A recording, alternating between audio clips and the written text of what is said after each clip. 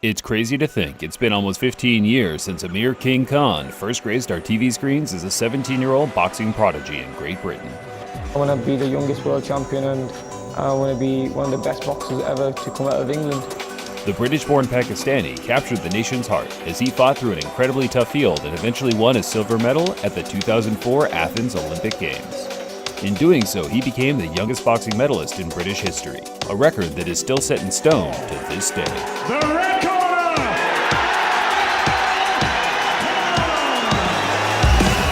Welcome back to Greatest Hits here on BLTV Extra. As Amir Khan prepares for his huge pound-for-pound showdown with Terence Crawford in the coming days, we thought it'd be a good time to look back on one of the most exciting and criminally underrated resumes in the current boxing scene. A career packed with a combination of skill, will, heartbreak, guts, and glory. Here now, Amir Khan's Greatest Hits.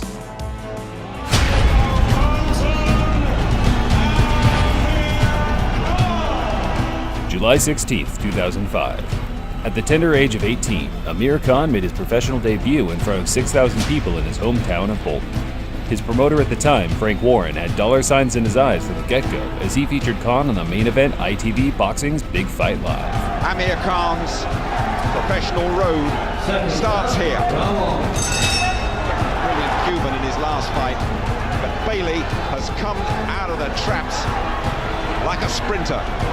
He says he's going to walk through Khan. He's going to say, welcome to the pro game, and prove to him it's totally different than the amateur stuff. Bailey's never fought as an amateur. Khan has got him down within the first 20 seconds. A little right hand. He got up too quickly. Stay down, say the corner. Khan dominated his opponent within the opening 2 minutes and fully expressed his desire to progress to world level in his post-fight interview. Yeah, definitely it's going to happen, yeah. This is the first one now, many to come, and hopefully, yeah, it's getting closer and closer now. Yeah, we're obviously both pretty young. We're up-and-comers in our sports, but luckily I'm not getting punched in the head. Tennis legend Andy Murray was in the building and showing support for Amir as the now 2-0 prospect ventured up to Glasgow to challenge the experienced journeyman Steve Gethin. Hold your breath, here we go, Khan versus Gethin. From the opening bell, it was clear Khan's hands were far too quick for Gethin to handle. Although Khan promised a more disciplined boxing performance, once his hands started flowing, it became hard for him to hold back. Khan just trying to pick his shots now and work. He's got a good uppercut in that, and it's all over. It's all over. Referee Victor Loughlin said enough, and Amir Khan in the third round has made it 3 out of 3. But yeah, I'm sure fights are going to get harder and harder, and I'll be learning a lot more. Khan was back in Bolton and stepping up the competition on September 2nd, 2006. I'm going to win. There's no ifs or buts about that. We're here just purely to upset Amir Khan. His Cockney hardman opponent, Ryan Barrett, had only suffered 2 losses so far in his pro career and promised a growing ITV audience, close to 10 million people, an upset in the main event. Take one step back, watch the heads in close. Just close, good luck. Amir Khan tends to start fast. We know that. He will be too particularly accustomed to. Oh, good shot from Khan. Terrific right hand, blurring hand speed. It took just over a minute for Khan to prove his hand speed a major difference as he put the Londoner flat on his back with a disorienting double straight right. Khan ended the fight just a few moments later as he pounced on the bedazzled Barrett to claim the third first-round knockout of his career.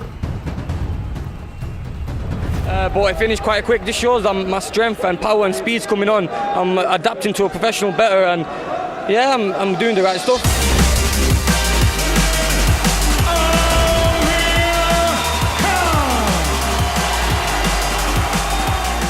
Khan announced himself on the European scene on February 17, 2007, as he faced the French lightweight contender Mohamed Medjaji in an attempt to impress the former British, Commonwealth and European champion Graham Earl, who topped the bill in a world title shot against Michael Katsidis. He's fast hands, he's going to use his speed, he's going to sit down on his punches. That's what I'm looking for, power punches tonight.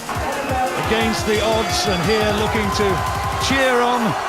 You want to see some definite improvement. Oh, good right hand. It's all over in the first round. Just 45 seconds into the fight, Khan chopped the Frenchman down with a short, powerful right hand, which, as Khan said on the post-fight interview, no lightweight in the world could have gotten up from. Like I said to Frank, I'll fight anyone, Graham Earl, Kevin Mitchell, anyone. And I'm sure if I hit any fighter at lightweight with that shot, they won't be standing up.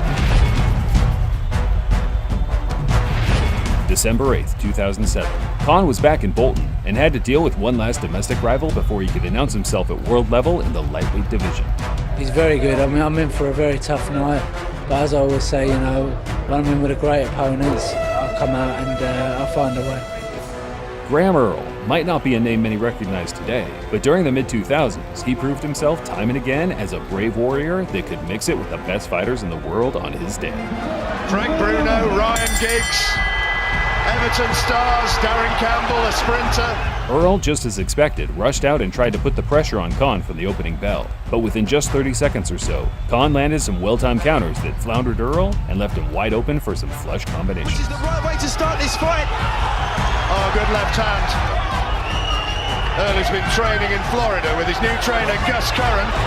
Oh, 2 more, 3 more. This can't go on. It's going to start right here, I think. It's all over. In seconds, the fight is all over. And Amir Khan has moved on and finished Graham Earl in spectacular fashion. First round, it's taken only seconds to do it. Khan moved his record to 18-0 with 14 KOs and officially placed himself as the best lightweight in Britain. But I was training very hard, you know. I won the number 1 spot. He was the number 1 in Britain. I wanted to prove that point, and I beat him. It's a big level for me now. It's a big step up. But I'm ready for these big step-ups, and fighting people like Bradis, you know, I'm ready for these people. In today's world, Bradis Prescott is a well-known name amongst avid boxing fans. Fights against Garcia, Alvarado, Crawford, and Amir Khan have made him respected amongst his peers and fans alike, despite being, to put it bluntly, a journeyman-level fighter. Prescott is rough and ready, and he has beaten 3 previously undefeated fighters. But this is a new level for him too, and the classy Khan says he'll be much improved by new trainer Jorge Rubio. But back on September 6, 2008, he was a completely unknown quantity. With a record of 20-0 and 18 KOs, Frank Warren knew he had to take a big gamble to elevate Khan up the world rankings by making his man fight a proven knockout merchant with little to no footage for his team to study. And in this case, the gamble didn't pay off. Just how dangerous is Prescott early on? Nice right hand again, and a fast left too from Amir Khan, who's got this new trainer, Jorge Rubio, and he's hurt! Oh, shot! And he saw another huge left! And down goes Amir Khan again! Oh, he's all over the place! Within just 20 seconds, Prescott planted Khan to the canvas with a vicious 2-punch combination. Amir used all of his willpower just to make it back to his feet, but it was visually apparent to all at ringside he was in no position to continue. In the opening round, and the Prescott's got it, he's got it, the beat in the over. Oh, he's going to have to be stopped. He's flattened in the corner. Oh, these are desperate moments for Amir Khan. There can be no way back this time, Sean. He's trying so bravely to get up, but he's counted out, and it's one of the biggest stunners in British boxing history of the modern era.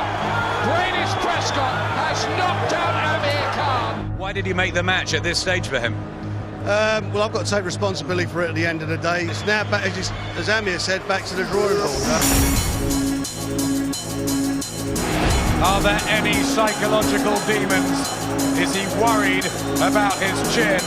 Will he be tentative? 3 months later, on December 6, 2008, Khan began the rebuilding process after his crushing defeat to Bradis Prescott. I believe that he can do it.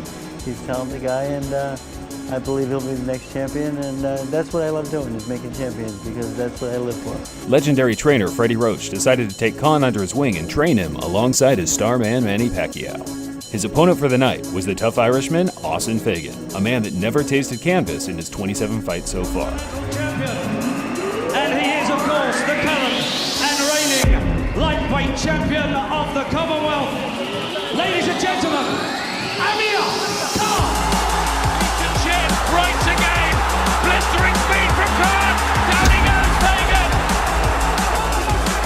And he won't let him off the hook in the Fagan tank. Khan, predatory, going for the finish, and the bell saves Asheen Fagan. Khan used his excellent footwork to evade Austin's dangerous attacks early on, which led to the counter combinations landing at will midway through the first. Uppercuts from Khan, who in terms of skills is just levels above Asheen Fagan. Amir Khan, and again! He just can't cope with Khan. Khan scored 4 knockdowns before Austin's corner decided enough was enough. But Amir Khan comes back in style. You know, training with the pound for pound best fighter in the world, Manny Pacquiao, you know, that built my confidence up, and you know, I went in there and just did the job. March 14th, 2009. With no competitors left to face in the domestic scene, Khan put himself back on the big stage, but this time against one of the greatest and most formidable boxers of the decade, Marco Antonio Barrera. He wants to use Marcos Antonio Barrera as a stepping stone to catapult him back into prominence, but he made a mistake. Barrera, while slightly being past his prime at 35 years old, was still the same guy that beat Prince Nassim, Johnny Tapia, and Eric Morales. He's in my personal top 10 pound-for-pound boxers of the last 25 years, and to be honest, it was always going to take a world-class fighter to beat him at any point of his career. Be quite prepared to wait his time. You've got to watch those punches. He's hurt him. He's hurt him, and there's a count as well for Barrera around the 40. Went to press conferences with him. Khan pounced on Barrera from the get-go, throwing an array of combinations that shook Barrera to his boots. An unfortunate head clash opened up a nasty gash on the Mexican's head soon after, resulting in a further 4 rounds of blood-stained punishment. He's doing it, it's working so well. For the punches, for the loose knot in the mouth, look at that shoot. It's over. It's a night of redemption for Amir Khan. He worked it well, and he's mature now. He's maturing better, more and more all the time, and he can follow the game plan now, and it's perfect. May 15th, 2010. Just a year on from his demolition job on Barrera, Khan picked up his first world title at super lightweight and was making his second defense in America against the slick Magic Man Paulie Malignaggi. Back to Amir Khan, including make sure on Friday night you polish the belt because I'm taking it home and I want it shiny. A heated weigh-in led to a bitter exchange of words before the fight. Paulie promised to expose Khan's weak chin. Amir, on the other hand, expressed his desire to end Paulie's career. Round number 1 scheduled for 12. Khan again touches Malignaggi. Solid. Right, the idea. Khan surprised people with how he elected to box in the opening rounds. On the back foot, tight guard, snappy, powerful jab with an incredible understanding of when to let the combinations fly. He really doesn't to keep him in focus because it looks like Malignaggi. As the fight entered the championship rounds, Khan started to pile on the pressure, landing at will and punishing Paulie for his pre-fight antics. Left hand bucks off the head of Malignaggi. Khan's knockout shots look more convincing. Good stoppage by Steve Smoger. Well done.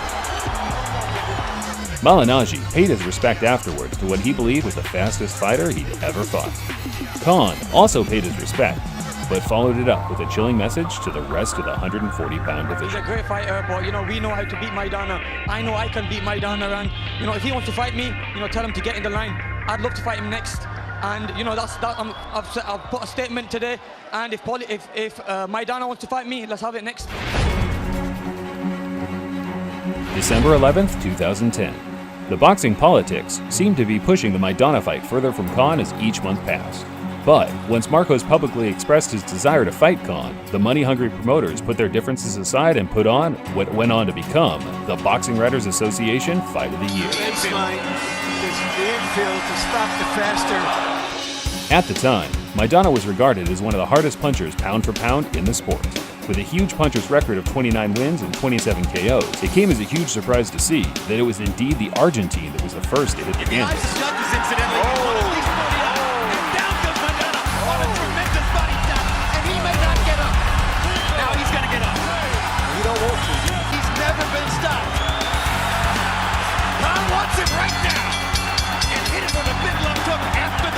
Khan's speed proved to be a huge problem for Maidana.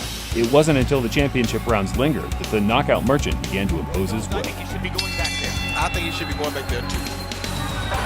Even if you're beating him, you know that this stuff is coming all the time. Do not let him keep hitting with that overhand right like that. Look at the hand speed difference. Despite the ending being a tough one, Khan did enough in the opening 9 rounds to claim a unanimous decision victory in what many people feel is the best win on his resume to this day. And if he wins the round, he may be safe. I made a mistake in my past, and now I'm a different fighter. Training with Freddie Roach and Alex Ariza. I've come back stronger than ever. I was hit by his best shots, and I was still there. July 23rd, 2011. Khan made his 5th defense of his WBA world title when he faced the IBF belt holder, Super Zab Judah. That's when reality was set in. And then when he get into the ring and look across that ring, and that lion named Zab Super Judah standing across the ring waiting for him, he'll know then. But it'll be too late. At the time, the fight was seen as a speed versus speed unification clash. Judah, despite entering the tail end of his career, was on a great run of victories and had acquired the knowledge of the defensive wizard, Pernell Whitaker, for his preparation. That's beautiful. Now you boxing. It's a beautiful feeling when you can hit a man and he can't hit you back. Judah is, without a doubt, one of the slickest and fastest boxers of recent years, but once again, he was no match for Khan in the opening round. Each fighter can keep his foot outside the front foot of the other guy. Khan put Judah down and out for the count with what appeared to be a low blow in the 5th, but later replays showed the shot was legal and perhaps Judah was just looking for a way out of the fight that was beginning to look an unlikely It's going to be a knockout victory for Amir Khan. And Zab Judah believes that he was fouled, but he's not going to win the I put argument. the pressure on. I mean, I was not tired. I was pacing myself, and I mean, it feels like I'm not even being in a fight. On February 3rd, 2014, Floyd Mayweather Jr. released a poll on his official website that suggested he was going to let the fans decide his next opponent. The 2 participants were Marcos Maidana and Amir Khan. After tens of thousands of votes, Khan was victorious, with a score close to 70-30 in his favor. Despite that, Mayweather went back on his words and elected to face Maidana on May 3rd later that year. Amir Khan has speed. He's had a couple impressive victories. Khan wanted to make a statement to the boxing world and prove that he was indeed worthy of a Mayweather or even a Pacquiao fight in the near future.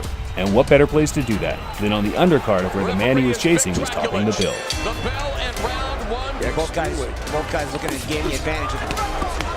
And Khan stings Collazo with the right. Lead left hook and overhead right. There's a right hand and a left hook by Khan. Luis Collazo had always proven himself a solid and worthy contender at a world level, but this night was by far his worst in the ring. Khan completely dominated the cocky southpaw for the entire 12 rounds, scoring 3 knockdowns and impressing fans around the world with his masterful skills honed under new coach Virgil Hunter.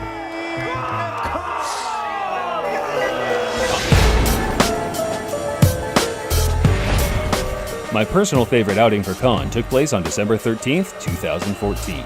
Amir wanted to continue his momentum after his one-sided Collazo victory earlier that year, but at first glance it didn't appear that the slick Devin Alexander would allow him the same opportunities to dominate as he did prior. I believe you can knock this man out. I do. I believe people are underestimating my power. Devin is a nice, respectable guy, so there was no bad blood between the two during the build-up. The thing that motivated Khan the most was simply earning the respect of the fans, and in doing so, forcing the top names in boxing to give him a shot.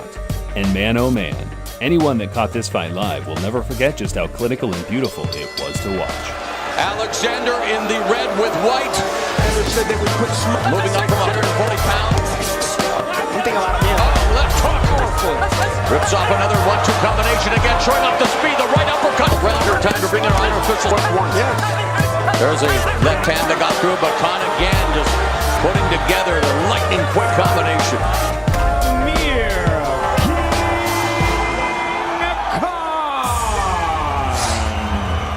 Amir Khan remains unbeaten at welterweight in his second fight at 147.